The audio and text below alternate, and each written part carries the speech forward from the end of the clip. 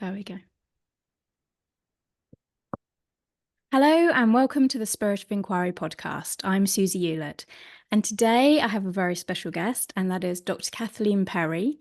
And we met last year in LA, which was lovely, at a Michael Neal event. So welcome, Kathleen. Thank you for coming on. Oh, Susie, thank you so much for inviting me to have this conversation with you today. I am really looking forward to it. Yeah, it's lovely to see you again. So when we met last year, I think everyone's lovely on these events and you meet so many great people, but I felt a connection with you because we'd both experienced a similar thing, and that is the loss of more than one person that we care about. And I think we probably don't talk about loss, death, grief enough.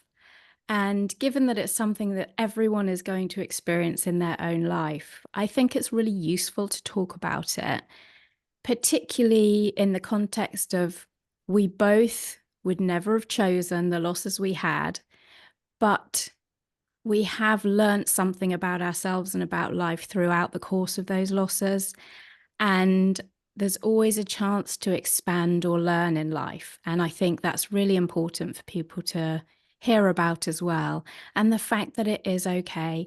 We are built to cope in the moment. We have innate resilience and innate resources that come through when we need them to. And so we can trust ourselves and we can trust life so much more than we realize. And I think that's a really important message. And I know it's something that you talk about. So that's sort of the premise of what we're going to talk about today. So could you just give a little introduction to yourself and your work, and then we'll go from there. Yeah. I started my career as a chiropractic sports physician over 35 years ago.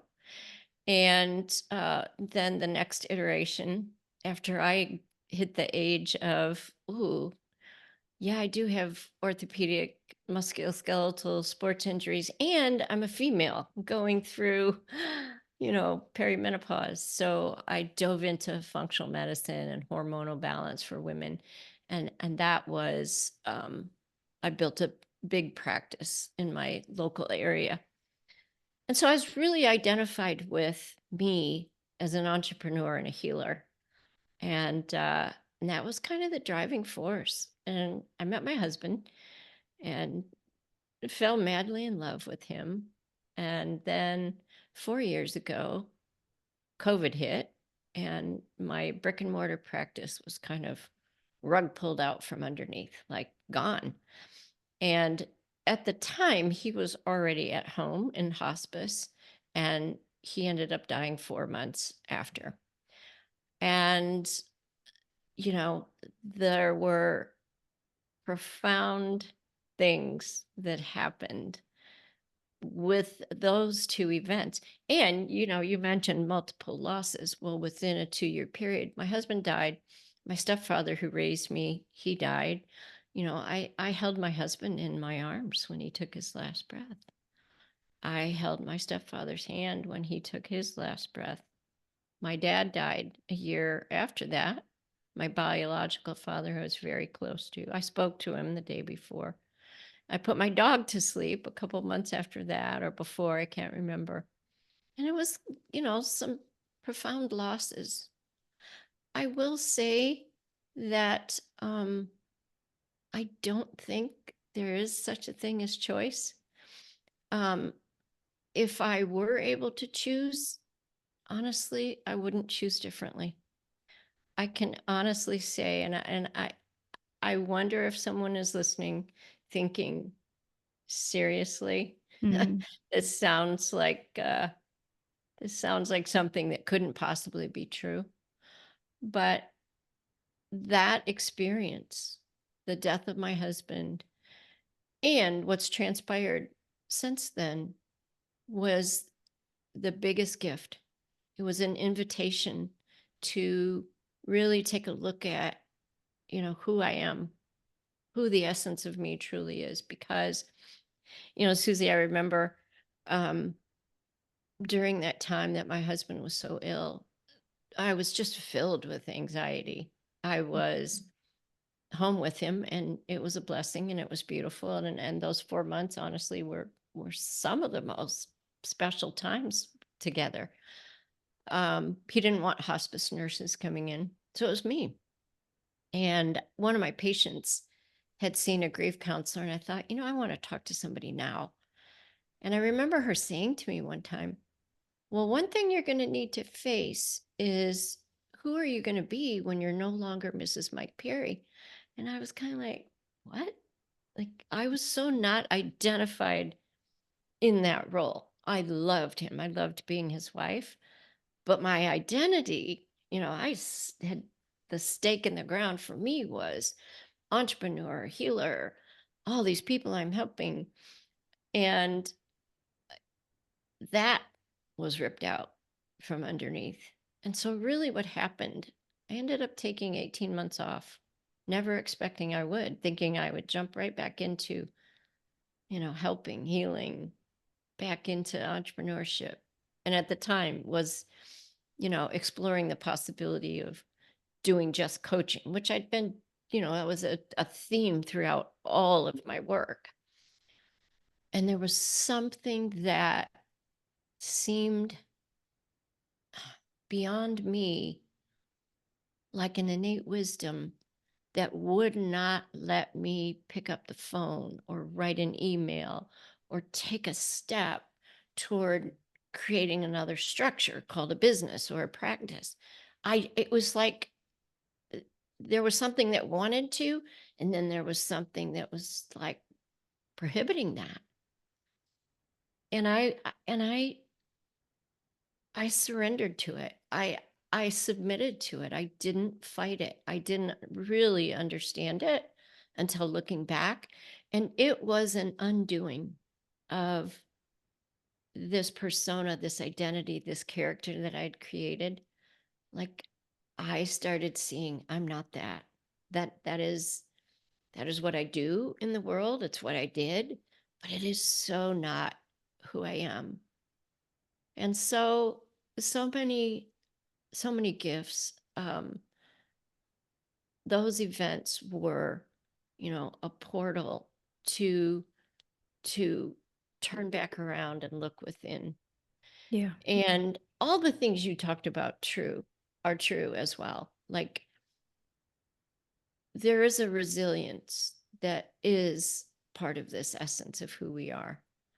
And for anybody who's in the midst of caring for someone who's dying or has had a significant loss, even a minor loss, and just having that feeling. I mean, you and I can both relate to the feeling like, oh my gosh, one more big challenge presents itself, and like, how am I going to? I remember a colleague of mine who was an osteopath said, oh, my dad died of pulmonary fibrosis, which was my husband's illness. And she said, I was with my father when he died, and he aspirated. And I thought, oh my gosh, I'm going to watch my husband choke to death and sit there and watch him. And the mind, with its creative, imaginative power. And boy, would the anxiety rise. And then the realization that that's not happening now. Here, right now, what is it just is. And Yeah. it's nothing to be afraid of.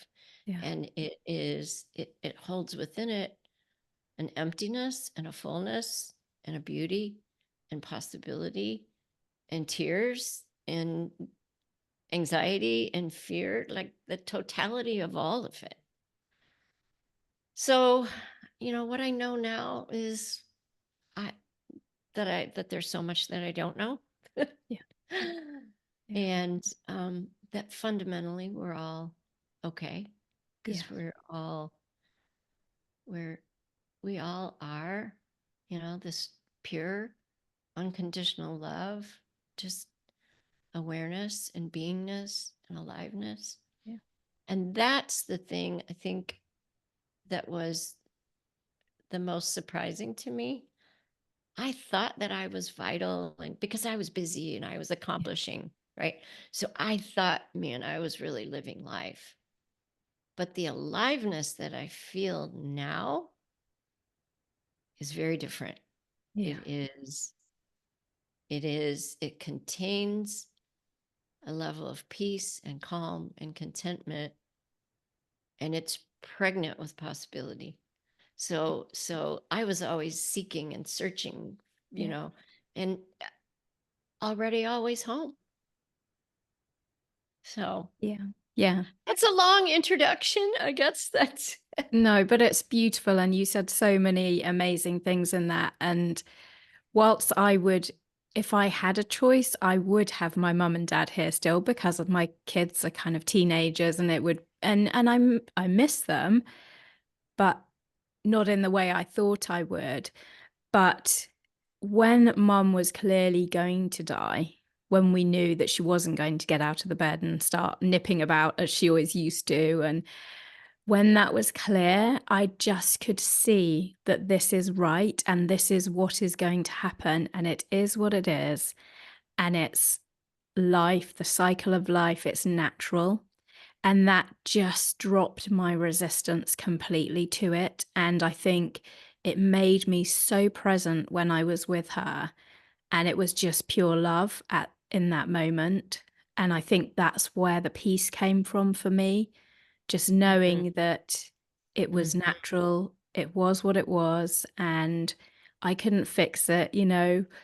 I've always been one to kind of make it happen and fix things, but that didn't need to be fixed because it was natural, and there's nothing I could do to fight against, the reality of life and life energy and the natural process that was happening. And the other thing is, when you see someone you love suffering and winding down from life, I just thought, who am I to say, no, mum, come on, this is wrong. Pull yourself together, It just, I could see it wasn't going to happen and it didn't seem right or fair. So I just settled into being with her whenever I was there. And I had a very busy life, two quite young kids, two businesses. But when I was there, I made sure I was fully there and she could feel the love. And she was nonverbal towards the end, but you could feel the love in that room. The carers would walk in and they would say, she's so calm when you're here. And mhm. and I didn't know she was any different to that when I wasn't there. So it just made, because at times you think, oh, I need to be there more often, but she was in a care home. I couldn't stay overnight and I had to deal with look after my kids and just deal with life, I guess. And so I think we don't have to feel guilty for when we can't be there. And I knew that. I knew that I couldn't beat myself up for when I couldn't be there. And I knew that mum would want me to look after my little boys. So I think we have to give ourselves grace in just doing our very best in the moment with that. Um, and yes, I think that piece was just unexpected. I think in the face of something like that, to feel yourself in that peace is maybe not what people would expect, but it is available. And I think that's very hopeful for people who, as you say, if they're in that situation themselves at the moment, or it's on the horizon for them, that's quite hopeful, I would say. Yeah, yeah. That this conversation is highlighting for me how you hear this bantered about, right? Oh, grief is everyone's journey through it is different. And it really is.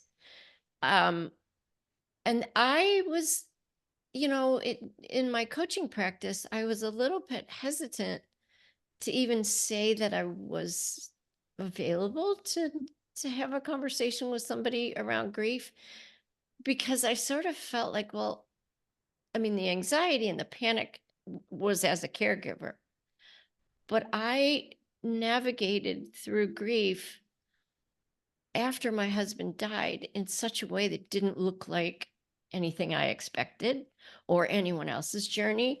Or I thought, and there was part of me that thought, like, oh, uh, well, I lack compassion for someone else who's really suffering and misses their loved one. And it's just, again, that's just all that mind chatter. Yeah.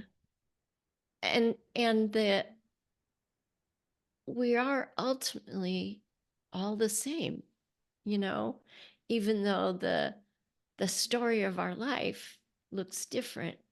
Yeah.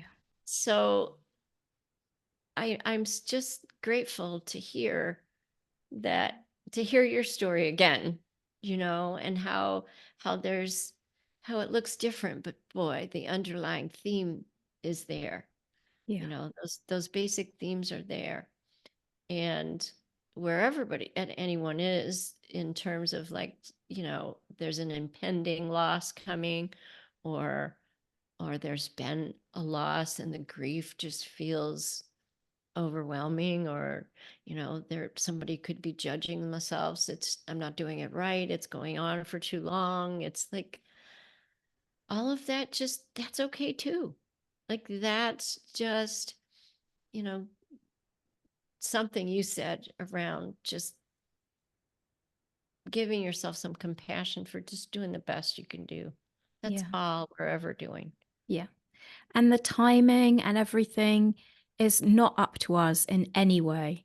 I mean, what is up to us really, and how much control do we actually have in life? Who knows? And it's a big question.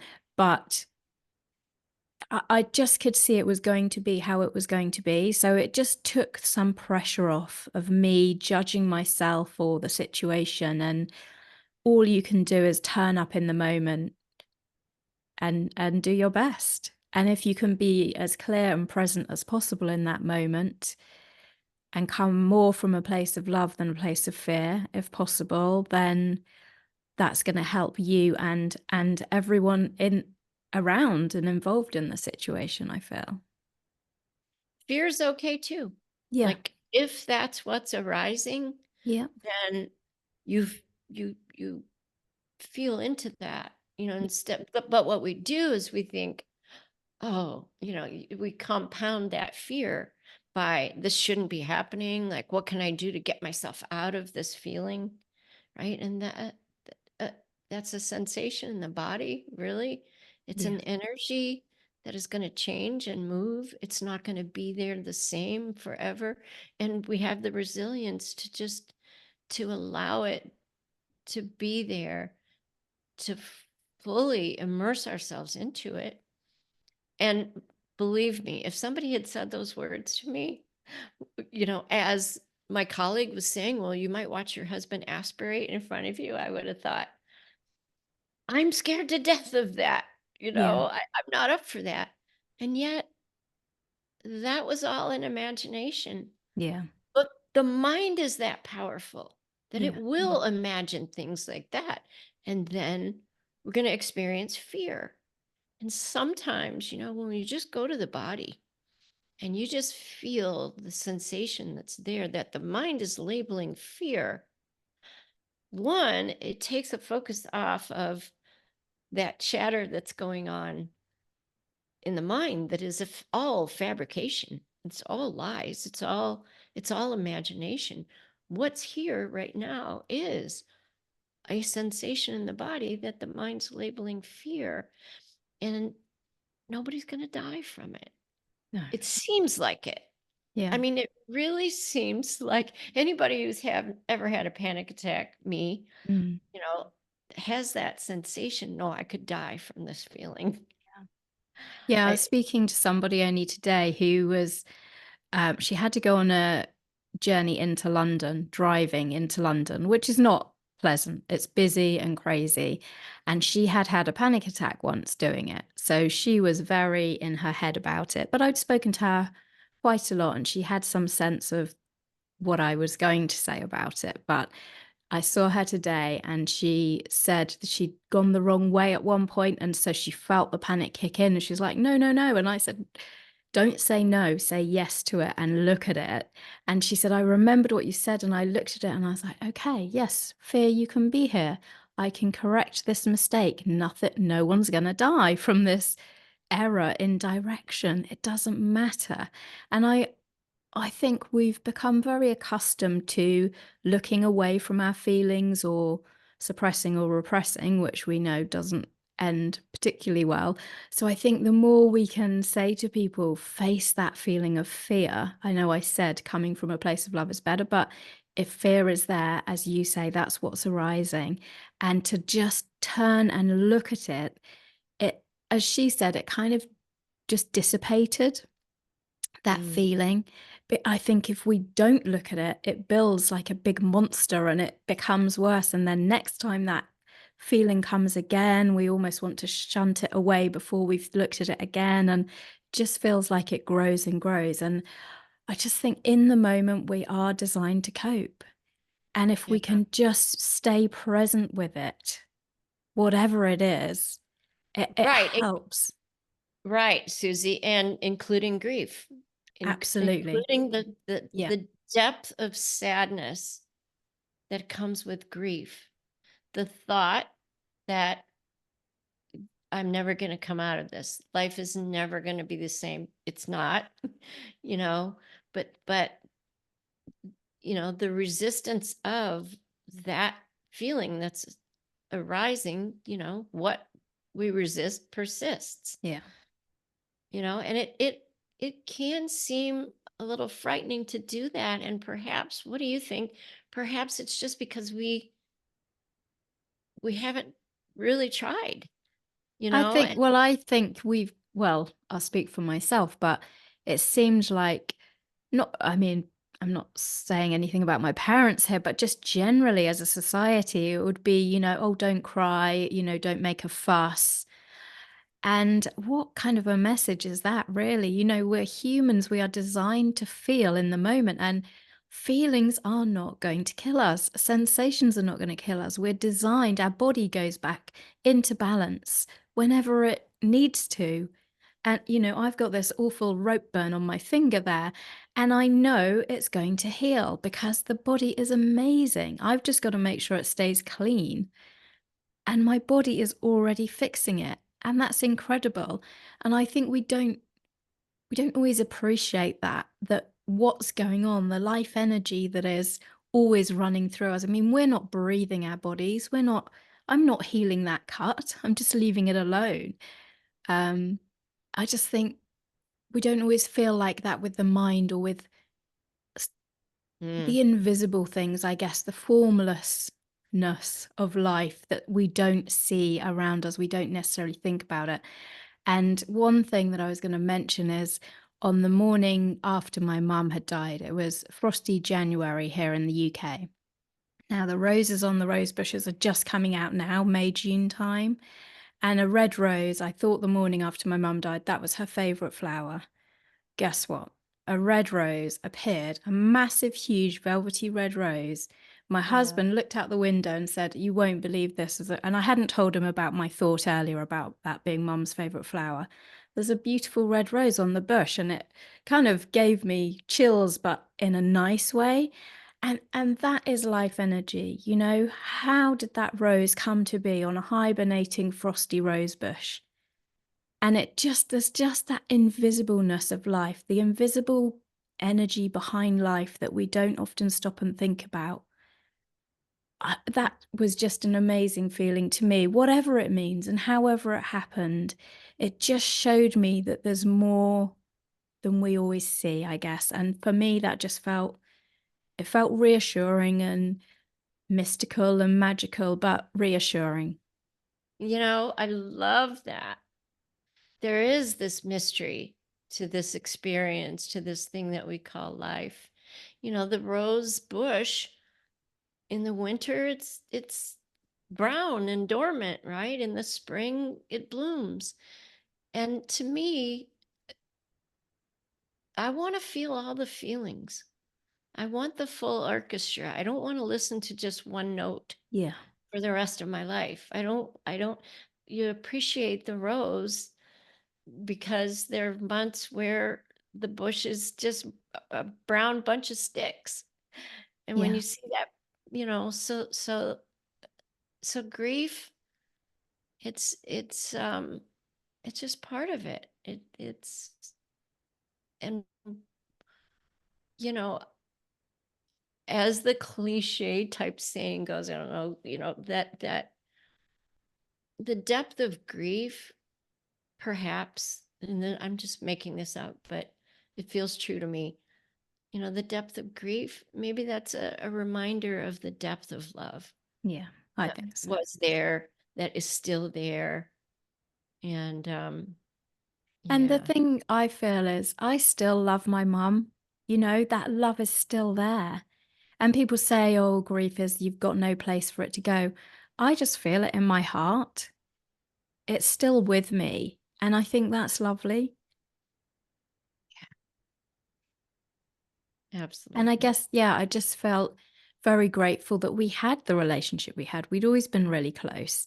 And, I'd rather have had that many years of being close with her and than, a whole lifetime of not getting on with her. So, yeah, I guess, gratitude and love, it sounds all very cheesy, but it's there. It's our life support in a way. Yeah. That is the truth of who we are. And Yeah. it's always been there. Yeah. It's So always available to us. so now can you fast forward to after the loss and after the 18 months you took off? And it sounds like that was your wisdom giving you time and space to heal in your own way. Yeah. So now with your business, where are you after you had that 18 months off? What happened after that with the business? It has been, you know, a beautiful and challenging at times experience of creating as a vessel of creation, like the identity of me as the doer, the mover and shaker has fallen away. Now there's a grasping, a reemergence of what somebody might call the ego that wants to jump back in there and grab the steering wheel again. But no, ultimately, it's been a more of a surrender, of a curiosity. Like you mentioned something about having a goal, having a direction, having a and then not a attachment to the outcome, because how do I know? And just more of a daily, moment to moment, just what's lighting me up, where's the next little breadcrumb that I want to follow, and seeing what the idea of time and energy needed to make it all happen, like that just all looks made up. It Yeah. just doesn't even look real anymore. Yeah. So I've had the pleasure of holding people by the hand in one-on-one and in groups to you know see more of who they are and watch their lives transform. And it's and I'm uh I'm just enjoying the ride. I really am. Yeah. Yeah. And I was listening to something, I think it was Alan Watts talking about life being about more like music or a dance. Um, and you don't listen to music to get to the end, and you don't do a dance to get to the other side of the dance floor. I think he says, life is the dance, it is the music, it's to enjoy it whilst it's happening. And to me, the present moment is so it is called the present because it is a gift, and that is all we have, this present moment. And it's a miracle that we're even here in these physical Oh, bodies on this beautiful, amazing planet. And I think that's just worth remembering. And if people can just know that we don't know what's going to happen next. So we don't need to worry about it. You know, as you say, the mind is very clever at imagining and projecting, and purely because it wants to keep us safe. That's our survival brain. Thank you very much. That's brilliant. But we don't know what's going to happen. So I think that just, again, lightens the load. We can take it one step at a time and enjoy the process of the next step almost. Yeah, yeah. And I would add to that too, that when you give the mind a job, it could, like, I just created a 6-month online course. And, you know, that's what the mind is designed for as well. So it's not like, oh, I'm just like in the flow now, and that there's no doing happening, or there's no, but I'm not the doer. Mhm. Yeah. So it's interesting. I mean, I'm still more curious about what there is to see about that, Mm. like how much of me is in this thing. Well, As and even what are we? What are we underneath it all? And yeah, Yeah, yeah. yeah, I just think that's a something to be really curious about and just keep yeah. looking at. And somebody posted something on LinkedIn about that in the non-duality space, and I said, I made a comment about, I noticed I hadn't had any lunch and that I wasn't hungry anyway. And then I noticed I was eating a piece of toast. And it's like, just notice what you're doing in any moment and think, do you remember making that conscious decision to make a piece of toast? I'd already had the thought, I'm not even that hungry. And then I found myself making a piece of toast. I think the noticing, it's almost like come back to the moment and just notice. That's almost our only job. And it doesn't mean we don't do anything and we don't have aspirations and dreams. That's brilliant. But as you say, it's the attachment to how it's going to happen. We don't know how it's going to happen. So we can let that go a little bit and just notice what's turning up in us and what's coming through us with excitement. And maybe that just like turns the direction we're facing. And that's all we need to worry about almost. Yeah. So what's next for you then in will you carry on doing the same thing? I know you've just run a group program. Are you planning on doing more or what's next for you? Um, my current love is my membership, and that feels like it gives me um kind of a sandbox to play in Mm. that includes the toys that I like best. So I create little mini courses for the membership. Um, I don't do a lot of one-on-one, but I do within the membership. If somebody is already a member and, they just have something that is maybe an issue that isn't being really addressed in the current course that we're doing, I'll work with them one-on-one because I still enjoy doing that. But so and I have a full life also. I'm a big tennis and pickleball player, and got a dog, and my mom is, still alive and lives close by. So, um, nothing brand new that I guess my heart, my intent is to